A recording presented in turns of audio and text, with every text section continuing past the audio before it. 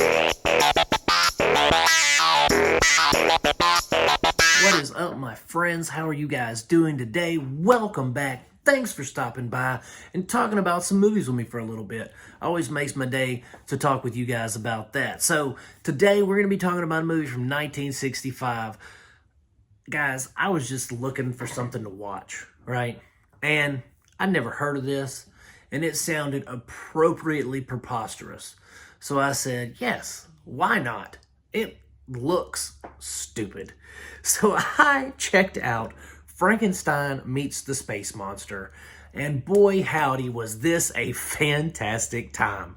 I enjoyed the heck out of myself with this movie, guys. Okay, so this is directed by a guy named Robert Gaffney.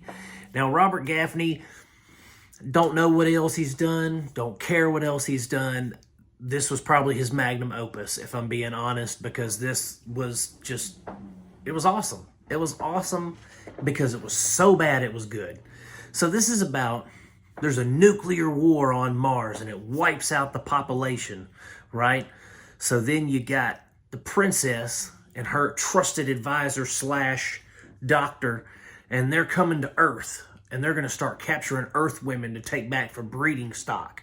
Well, when they come down to Earth, they crash into a NASA space shuttle that's manned by an android with a robot brain. And so his robot brain gets damaged and he goes on a killing spree on this island while the Martians are kidnapping women and taking them back to Mars for the breeding stock.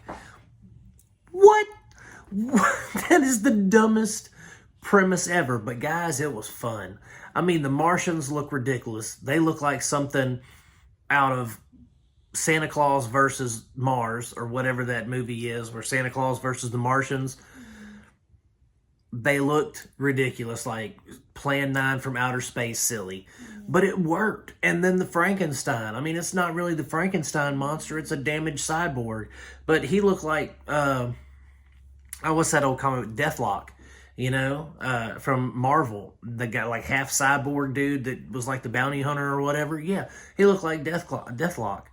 And so he looked ridiculous. The space monster looked like a dude in a suit. He almost looked like a walking crawfish. Like if the Mudbugs, which for anybody who doesn't know, the Mudbugs were our local arena hockey team here. If the Mudbugs needed a mascot, they could have this dude in this suit be the mascot for the Mudbugs, this monster, because it is stupid looking. But you know what? For 1965, it was probably awesome. Now, I can just imagine in 1965 going to a drive-thru and seeing Frankenstein Meets the Space Monster. And if I was a teenager, dude, I would have been probably blown away, because this is the kind of stuff that even when I was a little kid, you know, like 9, 10 years old, this is stuff I would watch and it would just stick with you, you know. These are the kind of movies that you watch as a little kid, and then 20, 30 years later, you find a friend or something, and you're like, hey, did you ever see this movie growing up? And 9 times out of 10, they'll say no, you know, but there's always that one friend who's like, yeah, man, I remember that movie. And this is one of those movies, I think, for people, you know, in that age group, because this was just, it was a fun, endearing little sci-fi film. I enjoyed it thoroughly. You know, I sat there on my couch and I had my peacorn and my soda, and I was just enthralled with it because it was just absolutely preposterous. It was so bad it was good. I mean, the writing is stupid. What the premise of this movie? Mars needs women. This is the title of a Rob Zombie song. Mars needs women. That's the song.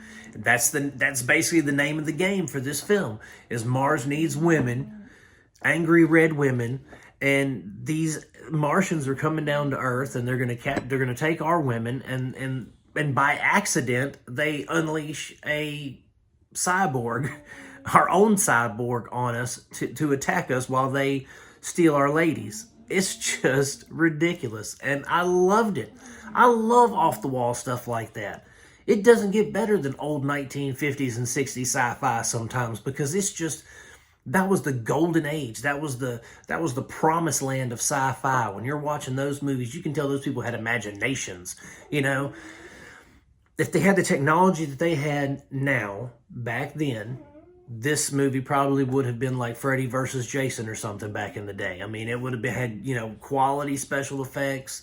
It would have been, we'd have our own like B-movie actors and actresses in it that are well known. It would have been like that. And this was just one of those really endearing films.